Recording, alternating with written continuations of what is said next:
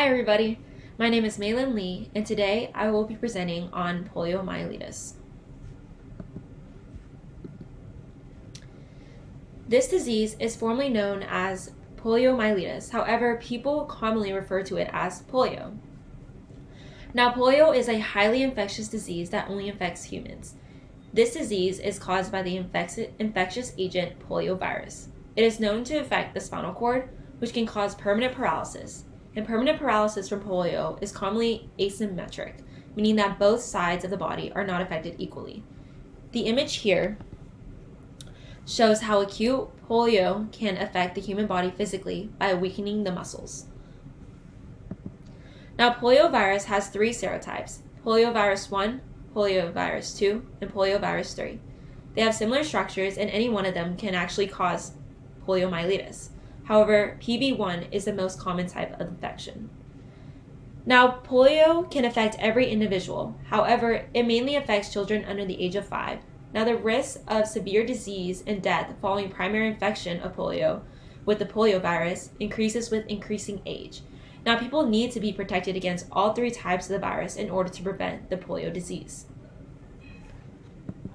Now we are going to look at the major events in the history of polio. So in 1789, Michael Underwood, a British physician, provides the first clinical description of the disease. The first outbreak of polio in epidemic form in the United States occurred in Vermont with 132 cases in 1894. And then in 1908, the virus was identified as the cause of polio by transmitting the disease to a monkey.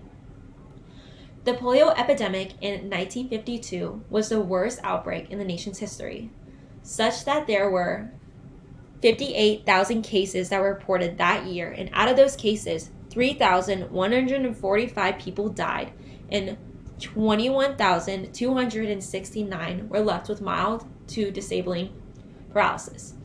Now, in 1955, the first polio vaccine became available, and in 1988, the World Health Organization initiated the Global Polio Eradication Initiative to eradicate poliomyelitis. Now, the poliovirus is a small virus, for it is approximately 22 to 30 nanometers in size. It is a spherical shape and consists of a positive sense single-stranded RNA for its genome. The RNA strand consists of approximately 7,500 nucleotides.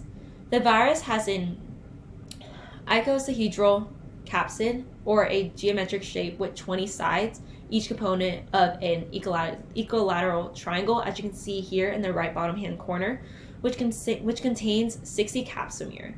And each capsomere consists of 4 viral proteins, VP1, VP2, and VP3, and VP4. The virus is also non-enveloped. Now, these describes other members that are part of the family Picornaviridae, which poliovirus is a part of. Now, there are 4 types of poliomyelitis infections: asymptomatic, abortive, non-paralytic, and paralytic. According to CDC, approximately 70% of all polio infections in children are asymptomatic.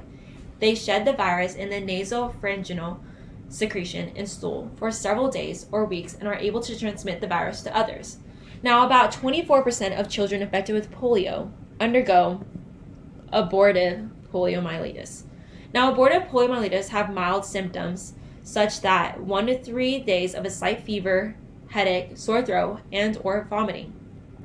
Now, individuals with this type of polio should have complete recovery in less than a week, and there are no neurological symptoms or signs. The other type is non-paralytic poliomyelitis, which occurs in 1 to 5% of polio infections in children, and it develops non-paralytic central nervous system involvement with aseptic meningitis, which is an inflammation of the membrane surrounding the brain or the spinal cord. And they also have clinical presentation that includes the stiffness of the back, the neck, or even the legs.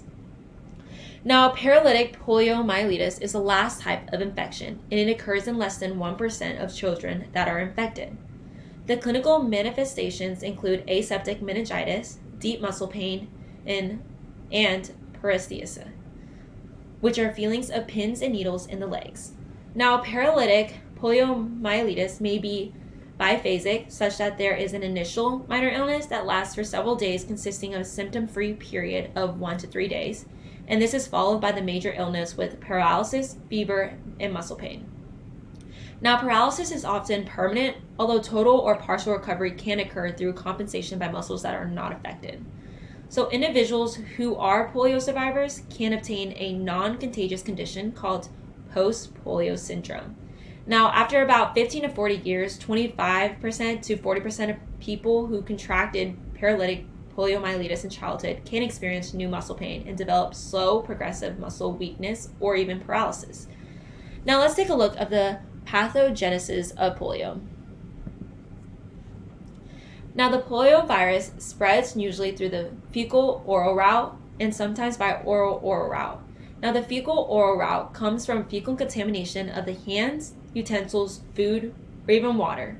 The virus enters through the respiratory route, then multiplies in the oropharyngeal and lower gastrointestinal tract mucosa. Now we will take a closer look on how the polio virus replicates.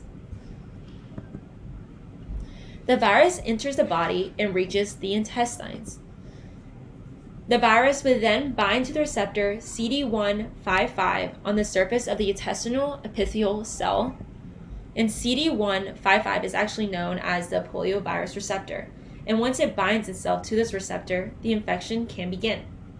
The capsid of the virus breaks to release its RNA into the cell. Now, the RNA of the poliovirus moves towards a ribosome and takes over the cell's assembly process, therefore making thousands of copies of the virus and more capsids, forming new polioviruses. Now, since there are new polioviruses within the cell and it overpowers the host cell will then swells and bursts, releasing new polioviruses into the bloodstream. The virus is secreted into saliva and the feces, from which it can be transmitted to others. Now, the virus enters the cervical and the mesenteric lymph nodes and blood, producing primary viremia, which is the first entry of virus to the bloodstream. Primary viremia then follows with the spread of virus to the reticular endothelial system, which is part of the immune system and plays an important role in clearing out particles. Therefore, infection may be contained at this point, but if not, the virus may further multiply and cause secondary viremia. And secondary viremia means that the viremia has caused an infection in another organ or tissue by spreading through the bloodstream. Now, during the secondary viremia, the viruses cross the blood-brain barrier and gain access to the brain and the spinal cord by the secondary viremia or by migrating up the peripheral nerves. The virus also multiplies in the nerve cells of the central nervous system by binding to a receptor, CD155. And from there, it can damage the anterior horn of the spinal cord. Now, this is significant because the anterior/ventral horns contain cell bodies of the motor neurons, which innervate our skeletal muscles to cause movement. Therefore, this can result in distinctive paralysis, which can lead to permanent disability and death. Now, about 2 to 10% of people who have paralysis from polio die because the virus can affect the muscles that help them breathe. So overall, the virus enters through the mouth and replicates in the oropharynx and gastrointestinal tract. It can then invade the lymphoid tissue and could enter the bloodstream, leading to affecting cells of the central nervous system, thus destroying the motor neurons and causing paralysis. Now, there is no cure to this disease. However, there is supportive treatment, and the disease can be prevented through the poliovirus vaccines. So the supportive treatment can be pain relievers or respiratory support when the individual is having trouble breathing from the virus infecting and weakening organs of the cell that help an individual breathe. They can use an iron lung, which is a mechanical receptor, or a portable ventilator. Now, the poliovirus vaccine can prevent polio. Now, there are 2 vaccines: the inactivated poliovirus vaccine and the oral poliovirus vaccine. IPV is given as an injection and consists of the dead or the inactivated virus, while the OPV is given as drops placed in the mouth containing live poliovirus strains. Now, the poliovirus infection can provide lifelong immunity against the disease, but the protection is limited to the serotype involved. Because poliovirus has 3 serotypes, PB1, PB2, and PB3, immunity induced by one serotype does not provide protection against the other 2 serotypes. Thanks for watching!